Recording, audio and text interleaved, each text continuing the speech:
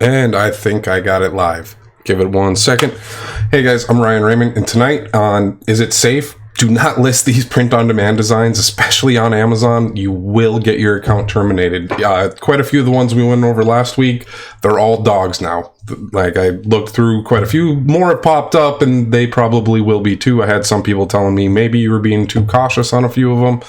Maybe I am on some of these, but let's jump into what you guys submitted this week and asked, is it safe to upload? So let's see what sort of questions you guys got. And let me look at this first one here. I'm just going to read the questions and we will kind of go over them. It says, hey Ray, how have you been? What about famous phrases from December movies that people like to upload so much from movies like Elf, for example? So I did a quick search here. Let me grab the right tab. Pull that up. That's not the right one. We got quite a few here. I tried grabbing as many possible phrases as I could here for you guys, but I think I left that one off.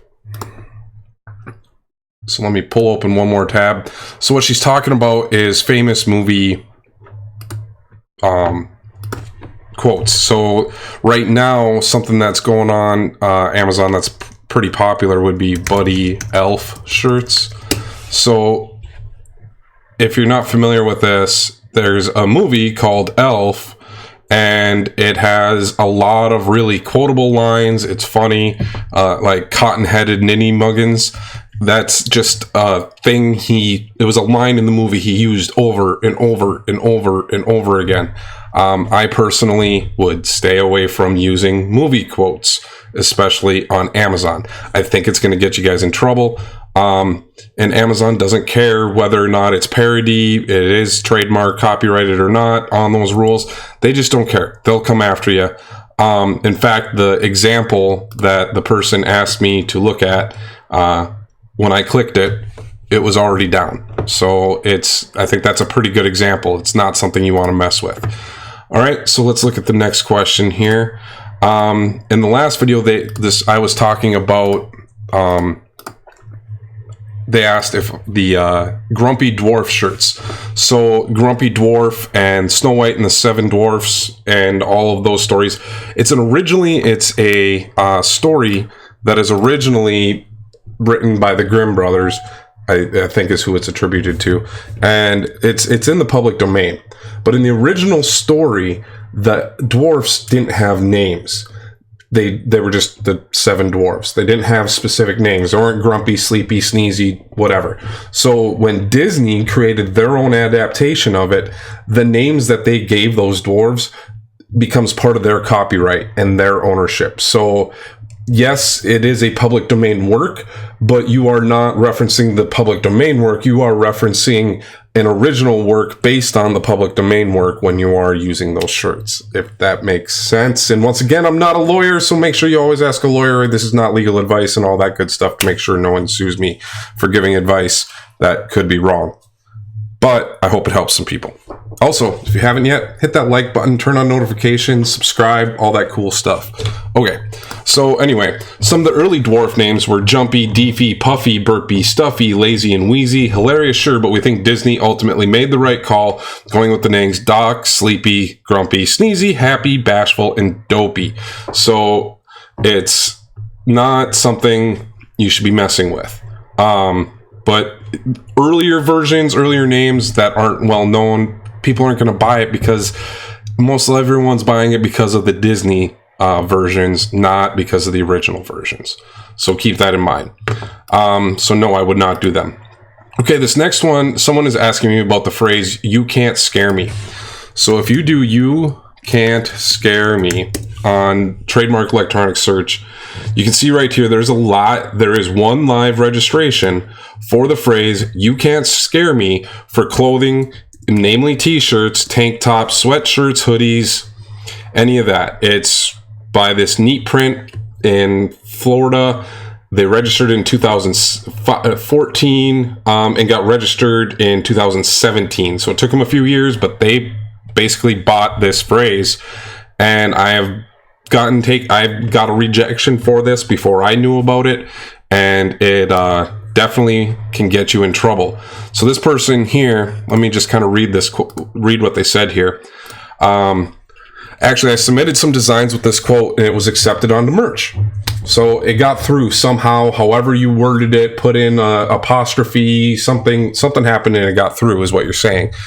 You went through and you made edits to it. It went back to review and got a rejection, which technically is the right answer. There is an official trademark for that. Now, this kind of leads into the next question. Someone is asking about, sorry, Cancer, you picked the wrong niche, warrior. And the issue they're worried about is the word warrior. They're saying that warrior is trademarked. This is where I can be wrong. Just let's get this right. Very likely I can be wrong. My basic rudimentary understanding of this, when it gets into the copyright law and the trademark law, if it's a single word trademark and it's a commonly used word, just never use it alone, is kind of how it's been explained to me. Like, I wouldn't just do warrior on there as part of a larger composition and phrases that are not directly referencing the trademarked work or trying to infringe on that brand. You're usually okay, but they can still decide to come after that. Let me put it this way. Under Armour went after anyone who used any variation of the word armor in their clothing and sued them all. As anyone who used a brand name Armour, they all got sued. Like, that's just something that happens. So keep that in mind when you're doing this here. So just be careful with it. It's something I worry about a lot of the things some of you guys ask me about. So this next one was pumpkin and spice and everything nice and things that are on books. So book titles. Generally, book titles aren't trademarkable. Like, you don't trademark book titles. I guess the best way I could describe this is, I mean, there can be some very generic book titles that shouldn't prevent you from being able to use it on a shirt. And my understanding is it doesn't. Now, if I were to go and make, I don't know if I have a good book here. Okay, so I've got The One Thing right here. It's a great book, by the way, The One Thing. And if I were to go and draw this logo and write The One Thing on it and try and sell that, that would definitely be a violation, because I'm directly trying to represent myself as a representative of this company and trying to take the information that they provided. Like, but if I use the phrase, the one thing I do every morning is drink coffee before I talk to people, I think you'd be okay, if that makes sense. It's a weird space to try and explain how this works, and I want to make sure this is helping you guys. So let me know in the comments if that makes sense to you. If you disagree, let me know. If you agree, if that makes sense, let me know how you guys' feedback is on that. And so this next one is one I definitely want to make sure we address. Okay, so this person brought up, there is the African Rugby, or the World Rugby Championships are going on right now. And so they asked about this topic. Can you make jerseys for this? And they didn't say the South African national football team or rugby team or anything like that on it. But what you did is you used BOK, which is, if I am correct, that's like what the name of the South African rugby team is. Like, that's the phonetic spelling of it, and commonly used online. You're using a number 5. Now, the person who is number 5 on that team, that's who you're representing. You did their jersey logo. You did,